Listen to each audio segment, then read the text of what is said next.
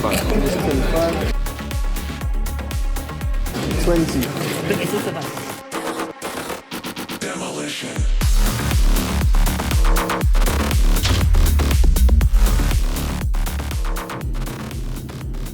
Shit. On the way to the casino, look at this.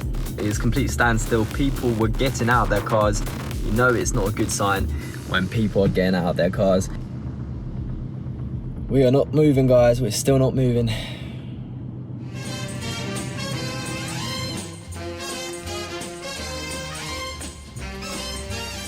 What is happening, people? We finally arrive at the casino after that traffic. And the first significant hand we get dealt is Ace Jack of clubs. Early position makes a min raise to £4, which is very strange. We have a premium hand and are next to act. So I decide to free bet this to 15 quid. And the cutoff cold calls and the big blind cold calls under the gun min raiser gets out of the way. We go three ways to 2, queen, 9, 2 hearts. Very wet board, we're out of position, we're multi-way. I decide to check it and the cutoff bets £16, about 30% pot. Big blind gets out of the way. We just make the call. The turn is the 3 of spades. I think we just have to check over to the flop aggressor who decides to check back on this very wet board, which makes me think that he is definitely capped. This is for sure weakness. So on the 4 of spades, I don't think we're going to be good at showdown. I don't think check-in is going to win unless he was on a flush draw. So for that reason, I do decide to pounce on the weakness shown on the turn with a pot-sized bet. And he's in the tank for about 30 seconds. I'm really hoping he's not going to find the call here. It will be a bad start to the session. But I think this bet is going to apply a ton of pressure on hands worse than or equal to queen 10, queen jack. But anyway, he does end up folding and it is a good start to the session. Let's go. Moving on to the next hand, we pick up queen 8 of clubs. The straddle is on and it folds to us in the cutoff. I decide to raise it 3x and then small blind decides to min raise to 35, just over a min raise. I just make the call for that price. We're in position and the flop comes jack 5, 3, 2 clubs. He c-bets just under half pot. We can't go anywhere. We have a flush draw. I make the call and the 3 of diamonds on the turn is pretty much a blank. And now he checks, which is interesting. By the way, this is the same opponent as in the last hand, and we're in a similar situation where he checks the turn, which to me caps his range. I think he probably has something like ace king or a middling pocket pair. So for that reason, I bet just over a third pot, applying pressure on those hands. And he makes the call. Now he checks before the river comes out. I never know what to think when players do this. I just think you need to take it as a check regardless. It is the 9 of spades on the river, and so the action is on us. What do you think we should do? Let's party.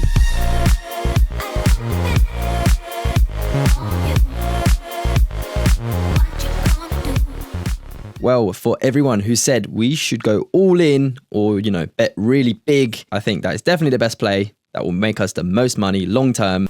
Mike, special deal for you. All in, first hand. Wow. But guys, just look away, you know, skip this part because I decided to check back and give up. I essentially pussy out. So disappointed in myself for doing this. I should just trust my hand reading. But I guess I just needed to see what he had to confirm that my hand reading was indeed correct. Look, I just think it's a process. The silver lining is that after this hand, I was so disappointed in this play that I almost made a promise to myself that if I'm ever faced in this spot again, I will never do this, and I need to stay true to the story that I've been building. But I think the pain of making the wrong decision here is so much worse than, you know, the result, because, you know, the goal of poker is to just make the right decision. It's not so much to do with the result. If it turns over jacks or hero calls with a middling pocket pair, so be it. As long as the decision was correct, that's all that matters. And I think going all in or doing a big bet here is definitely the correct decision. At least this is also something that we can all learn from by sharing it, because the showdown at least did show that he was indeed capped, and I think our logic leading up to the river was probably correct, and we should have just made the correct decision on the river as well. Anyway, we move on to the next hand. Next, ace queen off in the big blind. Low jack opens to £7, high jack calls, button calls, and now the action is on us. I think we definitely have to squeeze in this spot, and I choose a size of £40, which looking back at, I think is slightly too small. Would prefer 50, but it gets the job done. We peel ace-5 of spades on the button next. The straddle is on, first to act in the low jack has cold called, and so we know he is capped when the action is on us. I decide to free bet to 25, and we successfully isolate the low jack, who just makes the call. Flop comes queen 7-6, one spade. He checks it over as standard. We have a backdoor flush and straight draw and an overcard, so I think we can just c-bet our range for 1/3 as standard, and he makes the call. Turn is the queen of diamonds. He checks it over, and on this card I actually think we can check back sometimes with our overpairs, middling pocket pairs certainly, and so with our showdown value versus his straight draws on the flop, I do think we can just check this one back, and that is what I do. The river is the 7 of clubs. I don't think this is great for our range, and I don't think we are very good when he overbets 125 into 100. Nice hand, we just let it go and move. Okay, now we get dealt our first real premium hand of the session. Folds to the cutoff, who min raises to £10. We are next to act on the button with pocket jacks. Let's go. We don't show it to the camera, but that's what we have, and I decide to free bet to £40. But now the small blind, who was the same opponent we butchered the queen 8 of clubs hand with, decides to min raise to £85, and action is back round on us. What should we do here? He made a similar move with the 8s hand, where it wasn't a free bet pot, it was more of a single raise pot, but this time it is a 4-bet, I suppose, so his range should be slightly tighter than last time. I decide to just make the call, and the flop comes 5-4-8 rainbow. He c-bets for 3rd pot. We have an overpair, easy decision, I just make the call, and now the turn is not good at all. It is the king of hearts, so ace king gets there, but he decides to slow down and check. We have a showdown value. I don't see any need to bet here. I just check it back, and the 2 of diamonds on the river. He checks again. Could we be good here? I don't see any need to bet. I check it back, expecting to possibly be good, but he shows pocket aces. Damn, nice hand. Moving along, we open to £8 in the low jack with king jack off. Button calls, big blind calls, and flop comes 7 jack 4, 2 spades. Big blind checks. I check in flow to the in position player to see what he wants to do, who decides to lead out for 2/3 pot. Big blind makes the call. Now the action is on me, and I decide to raise this up to £65. And guys, I'm just gonna be very upfront. I'm not even gonna wait till the hand is over. I really don't like this play. We could even be facing ace jack and losing 2 sets. We're not folding out any flush draws, so I don't see the point of this, especially multi-way. We haven't really got any fold equity here, and they're just blowing the pot for no reason. Button decides to go all in for £147.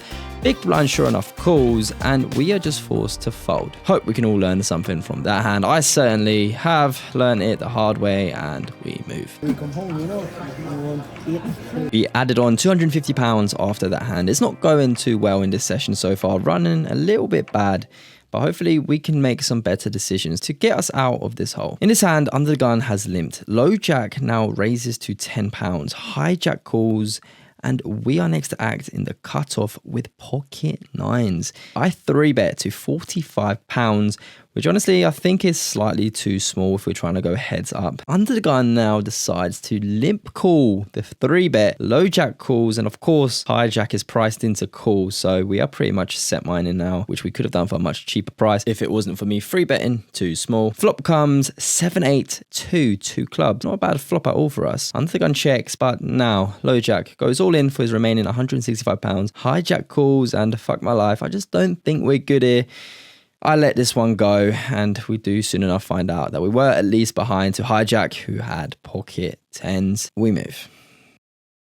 We do then pick up king queen off in the small blind with the straddle on. I raise to 20, both the big blind and straddler call, and we completely whiff the flop. So we check it over, straddler decides to c-bet, and we have no choice. The next hand we pick up here is the infamous big slick. As you can see, we have a free bet to 50 quid after there has been an under the gun open, a low jack call, and a hijack call. I like the sizing, and only the low jack makes the call. So we go heads up to 5 queen 2 clubs. And now life is made very easy when low jack donks for £75. We say goodbye to our ace king. Nice hand. This session has not been going the way we've wanted it to. We are down almost a buy-in at this point, and now we are looking for our redemption. Hijack opens to 7. We free bet the cutoff to 25 as we look down at pocket aces. He does eventually make the call, thank goodness. The flop comes king jack ace, 2 clubs. He checks it over, and as standard IC bet range, he makes the call. 7 of diamonds on the turn. It is pretty bricky. So I think now we really need to size up. So I make a pot size bet and he calls. And the river is the queen of diamonds. It is an action killer. So when he checks, I just have to check it back. And we are good. He had ace 9 of clubs. Wow, if we had known that, we would have went all in on the turn, but of course we didn't. Anyway, nice to get a bit back here. We pick up ace king again. There is an early position open and a middle position caller. We squeeze it to 50, but this time there are no buyers. We take it down. In the next hand, we pick up pocket jacks in early position. I open to £10 and we get 3 callers. Flop comes 2, 7, 7, 2 diamonds. A pretty good flop. We are out of position though, so I do check and it checks round to the button who bets 16. For that price, I'm more than happy to call. I don't mind a raise though, but we are multi-way. I don't think diamonds are folding. Someone could easily have a 7. Do we raise here? We probably should have, but I do make the call. Low jack folds, hijack calls, and the turn is the queen of hearts. So our overpair has been stripped from us. I check, button bets again, 16. We get in just infinite odds here, so I just make the call. And now hijack raises to 36. I don't know. He could be bluffing, but I don't want to find out because button calls, so I just fold. I do feel like I could have played this hand better. I do feel like a check raise on the flop could have been good. I don't know, guys. Let me know in the comments what you think. We move. For transparency, we then opened a low suited connector in middle position. Only the big blind called. The flop came pretty bad, and I checked behind. He then donked the turn, and I just... In this next one, we pick up 7-6 off. There are 2 limpers in the field from early position before the action is on us, and I decide to raise to 15, hoping to take it down pre or isolate, but neither of those 2 things happen. We go 3 ways with the limpers to 8, 10, 4, 2 spades. We flop at belly buster, a disguised open ender, so a very good flop for our hand at least. It checks over to us, and here I just want to bet 1/3 because we are multi-way. I think if we were heads up, we can size up. Anyway, under the gun calls, and then low jack raises to 75.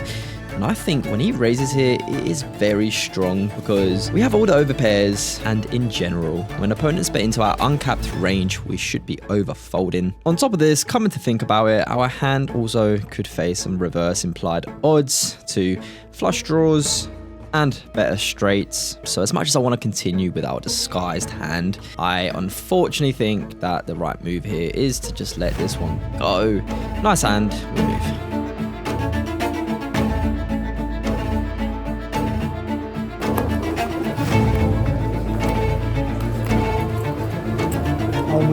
You're all in. What? What's going on? Oh my days.